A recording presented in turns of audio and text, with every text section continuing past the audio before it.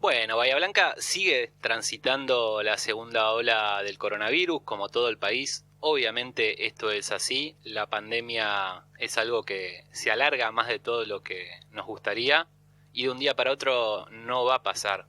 No hemos tenido nuevos grandes picos como los de algunas semanas atrás, como los de los primeros días de abril, pero seguimos con una cantidad de casos diarios que es alta, que es mayor que el promedio de casos en los últimos 14 días, pero también está la esperanza de que esta vuelta a fase 2 conlleve una caída más fuerte de los contagios que se van informando día a día. Así que para conversar sobre cómo es el estado de Bahía Blanca en esta segunda ola del COVID-19, estamos ahora en conversación telefónica con el doctor Alejandro Curino. Él es docente de la Universidad Nacional del Sur, investigador de CONICET, biólogo y presidente de la Sociedad Argentina de Investigaciones Clínicas. Alejandro, buenas tardes, ¿cómo estás? Juan Ignacio Bonino te saluda desde la Gran Radio Nacional. Buenas tardes, Juan. ¿Cómo estás? Gracias por llamar. No, por favor, Alejandro. ¿Se me escucha bien, Juan? Se escucha perfecto, sí. Perfecto. Un gusto conversar con vos.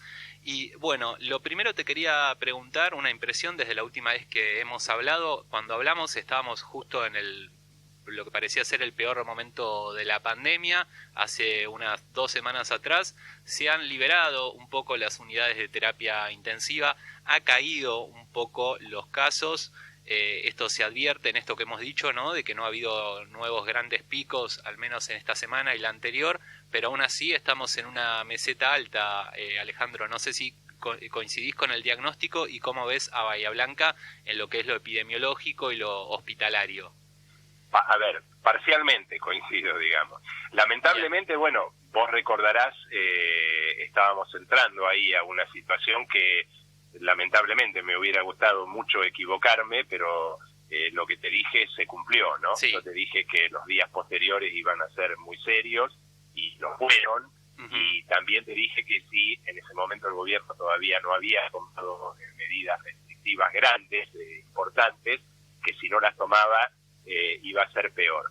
Bahía está peor que otros lugares, eso es lo que quiero decirte, porque no todos los lugares están en alerta epidemiológica, como Sí. está Bahía, ¿no? No, Entonces, de hecho está lo que sería el conurbano, claro. el área de Mar del Plata, General Pueyrredón, Bahía Blanca y algunos otros distritos, tengo entendido que pidieron el regreso a fase 2 voluntariamente.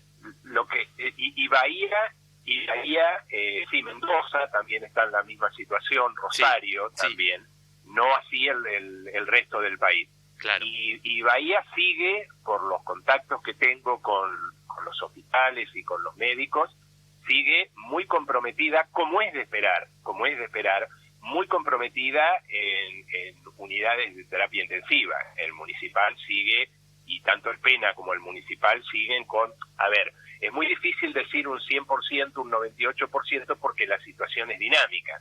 Vos podés tener a una hora determinada todas las camas de unidad de terapia intensiva ocupadas y alguna persona se recupera, afortunadamente, Uh-huh. o fallece, Sí. y esa cama se libera, pero por ahí rápidamente se vuelve a ocupar.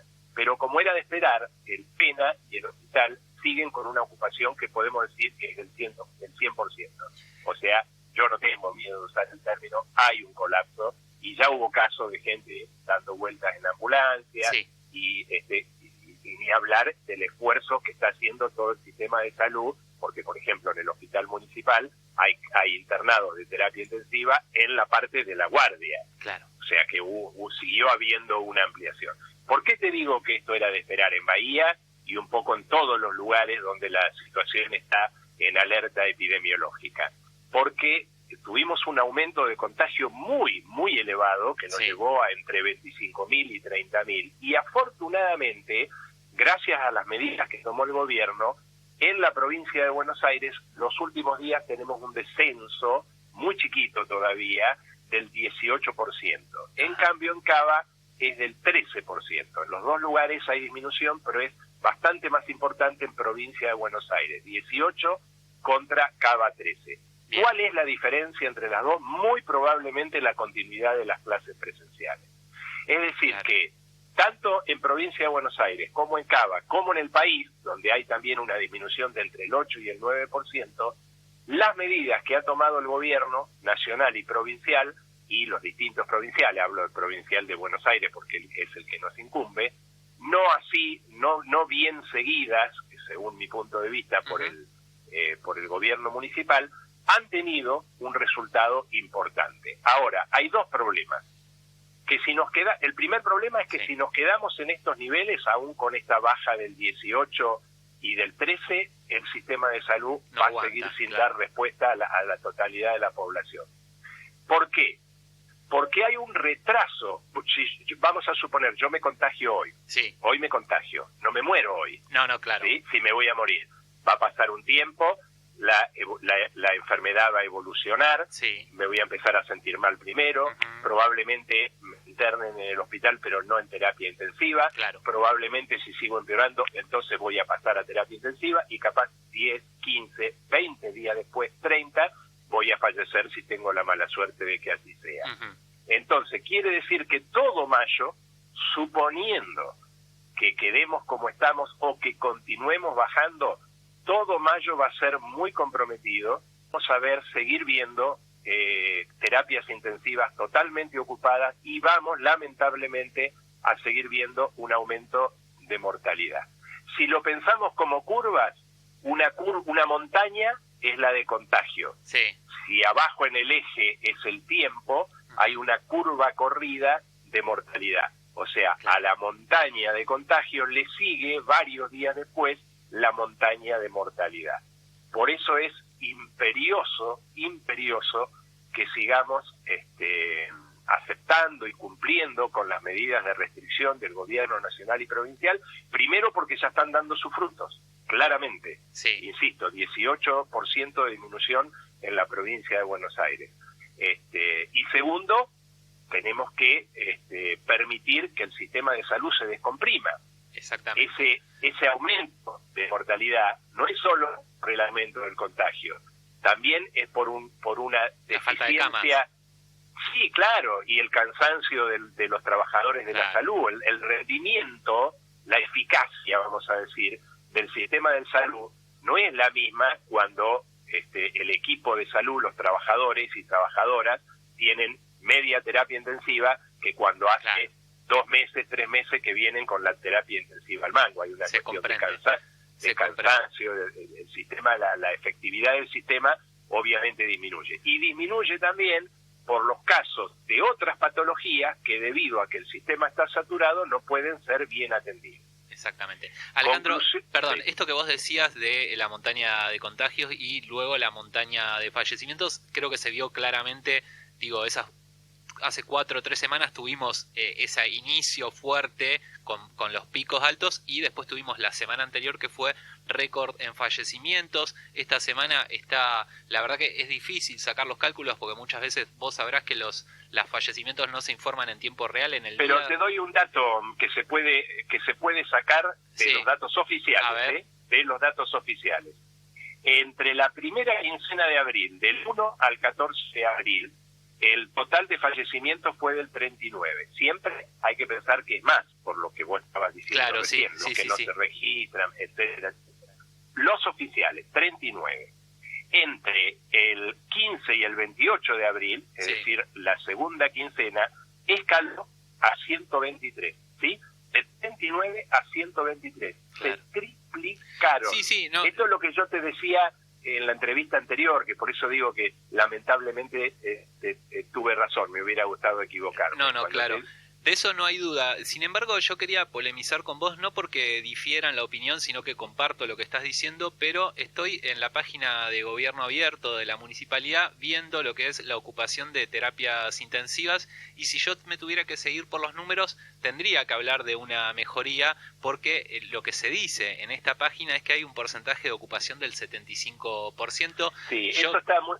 Sí, perdón, te quería preguntar, porque yo entiendo, es muy sensato lo que vos estás diciendo, es lo que vemos todos a través de los números, de los relatos de los profesionales de la salud, pero yo de pronto entro a esta pantalla que tiene una información oficial y a mí me parece que hay algo atrás de esto. Me gustaría, vos que por ahí tenés un conocimiento más especializado del tema, que nos expliques dónde está el engaño acá.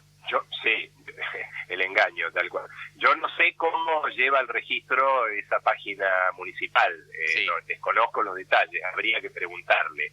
Lo que yo te digo es el contacto que tengo. A ver, vamos a una cosa concreta. Sí. El día domingo, en un medio gráfico importante de Bahía Blanca, el director del hospital municipal salió, ahí está escrito, se puede buscar en internet, y dijo la terapia intensiva está al 100%. E insisto, el hospital municipal está atendiendo camas de terapia en lugares que no son la terapia. Claro. Al director del Hospital Pena, el doctor Pelufo, lo he escuchado en varios medios el fin de semana, inclusive diciendo que el Hospital Pena está al 100%. Esto por no citar a los contactos directos que yo tengo, que la gente puede, los oyentes pueden creerme o no. Claro. Estoy diciendo comunicaciones de los directores de los hospitales en los medios. Claro. Sí. Otros medios con los que tengo, otros centros de salud con los que tengo en contacto, el doctor Casela de OSECAC ha dicho exactamente lo mismo en los medios. Así que no sé realmente dónde sale esa cifra de la página oficial, desconozco, pero no coincide con la realidad que están diciendo los mismos directores de los hospitales. A lo mejor, pero la diferencia igual es muy grande, como yo te digo, la situación es dinámica, a lo mejor están registrando de varios días atrás, no lo sé. Claro. Pero a mí me parece, yo le hago caso a lo que sale en un medio, un director de un hospital, que es una persona responsable. Yo también lo que me han explicado a los medios, claro. Además de las comunicaciones personales. Claro, a mí lo que me han explicado también es que de alguna manera se mezclan peras con manzanas ahí, ¿no? Porque, por ejemplo, estas camas pediátricas, estas unidades de terapia intensiva pediátricas que has puesto el Pena, se contabilizan ahí como si fuera una cama más, y me explicaban que, por ejemplo, los trabajadores especializados que trabajan en una y otra terapia de adultos o pediátrica no es lo mismo. Pero bueno, resulta llamativo esto y no me parece un dato menor, porque estamos hablando que el estado de alarma epidemiológica es, o implica, mejor dicho, un 80% de ocupación de las UTI, de las unidades de terapia intensiva. Entonces me resulta un poco llamativo que de pronto aparezca ese número 75 en el portal del municipio. Mirá, yo estoy muy, ¿cómo te diría? Desconforme, para usar un lenguaje correcto, con el desenvolvimiento del intendente y del gobierno municipal en general con esta pandemia. Yo creo que te lo he comentado en la entrevista anterior a la que vos hacías referencia. Lo peor que nos puede pasar, lo peor es que la epidemia se partidice, o sea, se haga partidaria. Entonces, todos los que apoyamos al gobierno nacional nos cuidamos. Y todos los que apoyan a Juntos por el Cambio, por una cuestión ideológica, no lo apoyan porque están en contra. Entonces, eso es totalmente irracional. Totalmente, sí. Y yo te digo una cosa, el ejemplo son las clases presenciales. Cuando, a ver, voy a hablar un poco de política, si me permitís. Sí, por favor, Alejandro. Bien. ¿Cuándo le interesó a Juntos por el Virus, yo lo llamo así ahora? No sos el único. ¿Cuándo le interesó la educación? Por favor, nos hemos olvidado del expresidente Macri diciendo se caen en la educación pública. Yo que hice fue como me hubiera dado una patada en los testículos, no me hubiera dolido tanto que dijera eso. Yo que toda mi formación fue en la primaria, secundaria, universidad pública, y que me he ido a trabajar al exterior con diversas investigadores de diversas nacionalidades y no tuve ningún problema. Y después la exgobernadora de la provincia de Buenos Aires diciendo, ¿para qué vamos a hacer universidades en la provincia de Buenos Aires? Sí, ¿qué es esto de andar haciendo universidades por todos lados si los ricos no llegan? Los pobres no llegan, claro. ¿no? Entonces, ¿cuándo les importó la educación? Y no por favor. No te olvides, a ver, de los ahora se quejan también. Y dicen, perdóname, déjame redondear esto. Sí, dicen, por favor. Que una cosa que les preocupa mucho, ahora que no está la presencialidad, es aquellos chicos que por su situación económica no tienen acceso a Internet y no pueden tener clases virtuales. Si tan preocupados están por eso, ¿por qué discontinuaron el plan Conectar Igualdad? Claro. Si durante los 4 años que estuvieran en el gobierno hubieran seguido dando el plan Conectar Igualdad, hoy muchísimos de esos chicos, tal vez todos, tendrían conexión a Internet, tendrían computadora y podrían tener educación. Entonces, todo esto que te digo es una muestra de que ellos lo toman como una cuestión de política partidaria y electoral. Y eso es lo peor que nos puede pasar en una situación como esta. No hay peor cosa que nos pueda pasar con que eso. Es lo mismo que hicieron con la vacunación, ¿no? Sí. Con las vacunas, cuando eran un veneno, cuando no servían, cuando si te ponías la rusa era comunista, resulta que es la mejor del mundo, etcétera, etcétera, etcétera. Porque yo lo que creo que buscan, lamentablemente, lo que creo que buscan es que esto le explote al gobierno, porque claro. Después, como ya he visto varios comunicadores, no lo nombro, no tengo ningún problema, de casualidad lo agarré a Feynman diciendo 60.000. Sí, 60.000. festejándolo y teniéndole que pedir disculpas a Jonathan Viale, que se murió su padre hace menos de 2 semanas. Exactamente. Sí. Entonces, está claro el plan que tienen. Claro. Está claro, es que la cosa explote, convencer a la mayor cantidad de gente que no se cuide, que esto no es cierto, que es mentira, que es para coartar la libertad, que los chicos vayan a la escuela, que no se contagian, etcétera, y después cuando todo explota, le echan la culpa al gobierno de que no supo contener la pandemia. Coincido. Ahora, el problema de eso es que estamos hablando de un montón de muertos en el medio. Montones, y lo estamos viendo en nuestra ciudad con estos índices de mortalidad que charlábamos hoy. Alejandro, Mirá, sí, bueno, te tengo que cortar porque estamos sobre el informativo, siempre sabés que es un gusto charlar Otro con día vos. lo seguimos. Exactamente, te mando un fuerte abrazo, Ale. Gracias por la entrevista. No, por favor. Era el doctor Alejandro Curino, biólogo, docente e investigador de la Universidad Nacional del Sur y del CONICET, presidente de la Sociedad Argentina de Investigaciones Clínicas, hablando sobre la segunda ola en Bahía Blanca y con duras críticas a cómo se gestiona la pandemia desde el gobierno local